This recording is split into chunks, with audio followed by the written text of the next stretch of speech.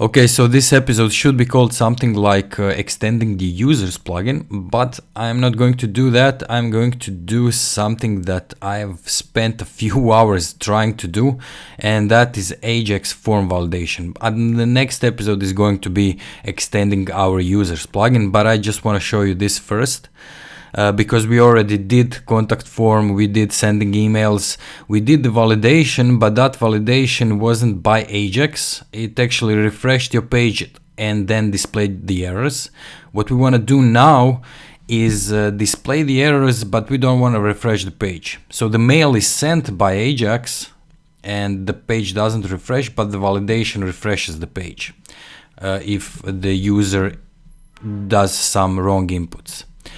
So in this episode we are going to be doing that, and I'm doing this because I spent a few hours trying to figure it out.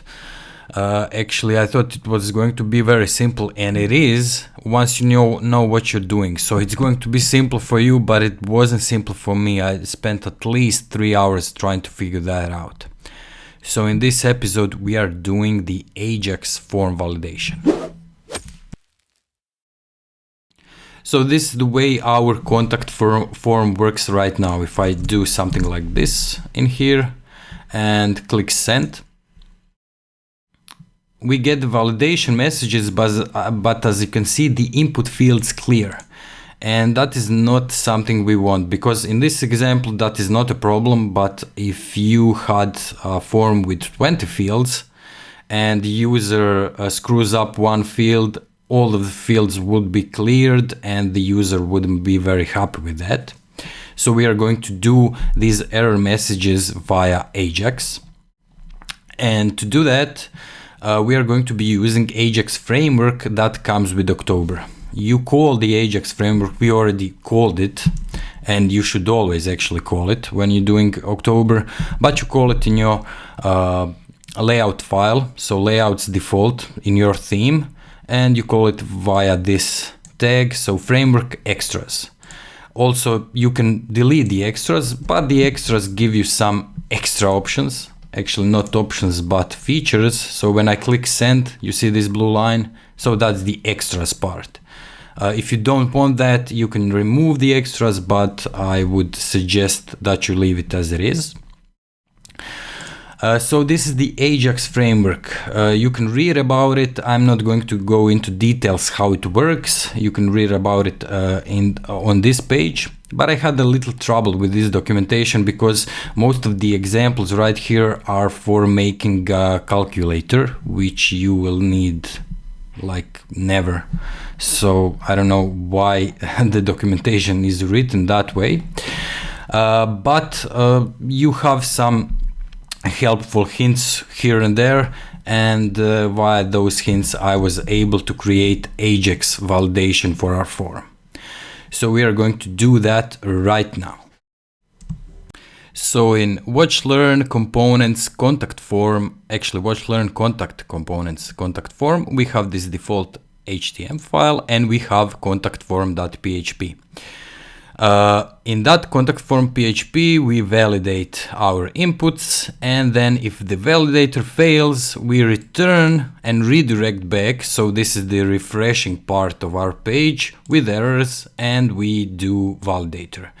And now on our default.html file, which is displaying our contact form, we display those errors via these tags. So for error in errors, and then we just display all the errors that we have on our page. Okay, so the first thing we need to do, we need to get rid of this redirect right here. And instead of that, we are going to return we are actually going to render a partial. That's how the Ajax framework works. It renders a partial that doesn't need a page reload to work, and it displays some HTML or JavaScript or whatever you want.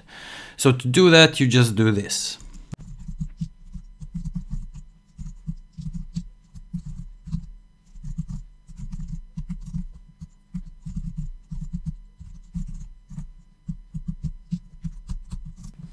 So what we said right here, find the result div. So the div with the ID of result, and then render a partial in it. And that partial is going to be in our contact form right here. We are going to make it. And that partial is going to be called messages. And then when you render that partial, you can send some data to that partial. In our case, we're going to call that data or that variable or an array. So we are sending the array of messages. We're going to call it error messages.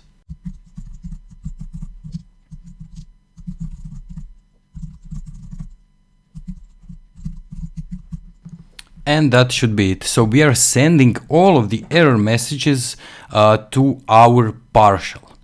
Okay, I'm going to save this now, and then we will make that partial. So the partial is going to be called messages.htm, and you put it in contact form directory or folder.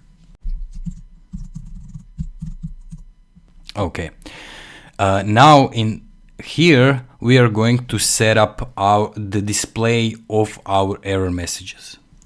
But before we do that, I just realized I screwed up a little bit of code right here. So this should be like this. Okay, so now this is okay. We just save it, and then we go to our messages.htm, and since we are passing messages right here to that partial, we can just do something like this.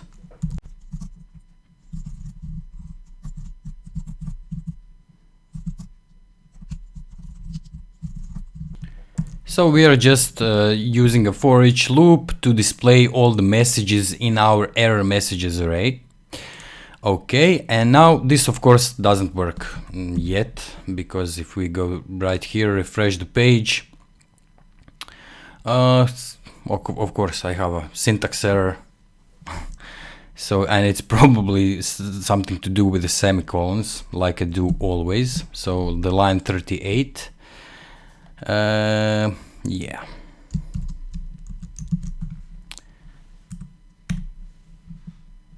Okay, now if I send it, nothing actually happens. So the page didn't reload, we didn't get error messages, and nothing happens. Why? Because we have to go to our default.htm, and if you remembered, we said we want to display the messages in the div that has an ID of result. So I'm just going to go below the form and create that result div. Okay, save it. And also right here on send, you would do contact form, so that the October knows that this onSend method is actually connected or it is in the contact form component. Okay, save it, and let's see if this works right now. So if I click send, okay, let me refresh the page first actually. Okay, let's try to do it now. And as you can see, we get the name field is required, the email field is required. And if I do something in here, so I just enter a name and click send again. Now only the email field is required, but as you can see, the value that the user has inputted right here stays right here, so the user can change it. The same thing would be for email and for the messages.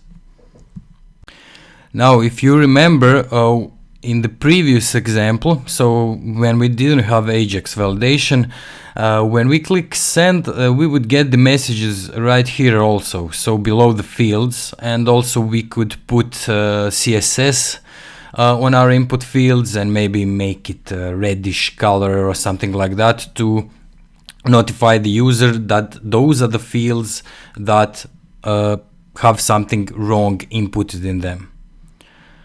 Okay, so to do that, there is maybe a better way. I didn't find a better way, so I would appreciate if someone with a bit more experience in October can help me out with this. But this is the way I found how you can do the same thing right here. So remember, we are rendering a partial when sending our Ajax request and when we are getting those errors. and that partial is right here, so below the form. So we don't have a way to put those messages right here, but of course I found a way to do that. So we would go to messages, and we would do script, and let's first of all see what we are actually getting from those error messages, because we are going to need to change it up a bit, because we will need some more information. But let's see for now what we are actually getting right here. So I'm just going to create a variable called errors.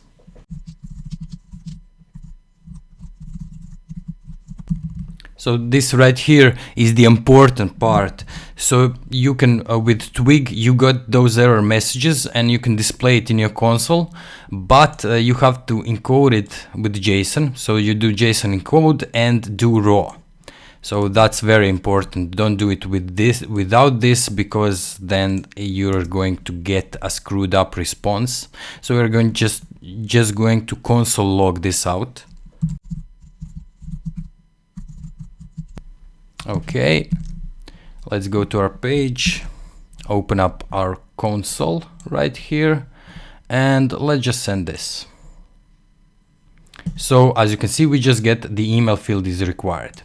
What we actually want, we want to get the name of the field first of all. So the name of the field, your name, is going to be name. The name of the field, your email, is going to be email. So we can check it out right here. So the name is name, and here the name is email. And we want to say it with JavaScript. Okay, go to the input that has a name of a name, and below that input display this message right here. But as you can see, we are not getting the name of our input field. And to do that, we are going to go to contact form right here. And we are going to copy this out. And we are not going to call this error messages, we are going to call this field messages. And then the validator is going to return validator messages, but not all. It's just going to return validator messages. Okay, save this. And if we go to our messages.htm, and we're just going to rename this to field. Save it, refresh the page, and now if I click send, let's see what we get. So we get an object. As you can see, we get the name of the message and we get the message itself. So the name in this case is email, so the email field is required, and the name in this case is name, and the name field is required. So we are now getting that object right here, and we can do stuff with that object, pretty cool stuff actually. So we can go through it with the for each function for jQuery, and we can say, okay, take the name and then apply some message. So the message that we are getting right here, applied below this input field.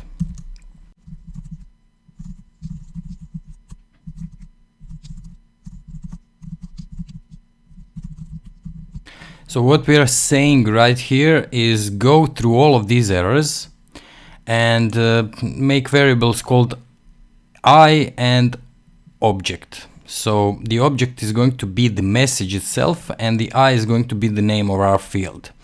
And then we are saying to with jQuery, so create div with the class of error messages and add that object in it. So the object, actually, let's just call it as it is. So I'm going to call this name, and I'm going to call this one message. Okay, so name and message.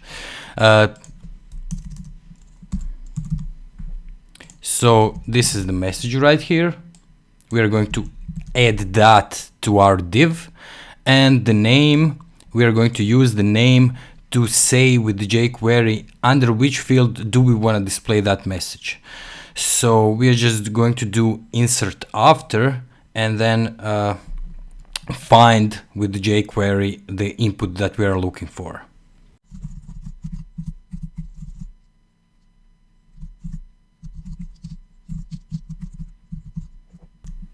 Okay, and that should be it. So we are telling jQuery create this div and put it below the input that has a name of name.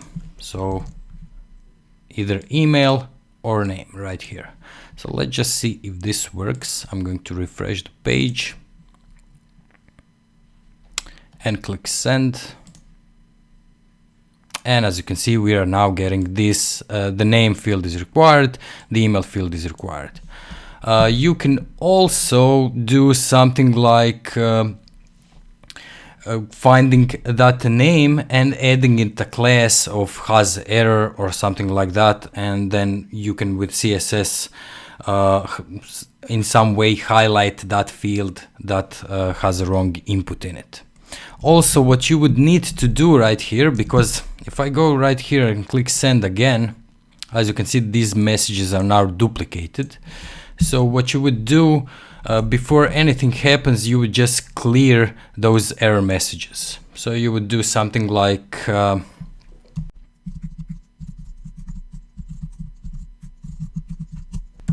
so before this triggers, find error messages. That's why I gave it a class of error message. Find error message and remove it. So remove all the error messages that exists right now, and then put it up again depending on what we are getting in this errors array.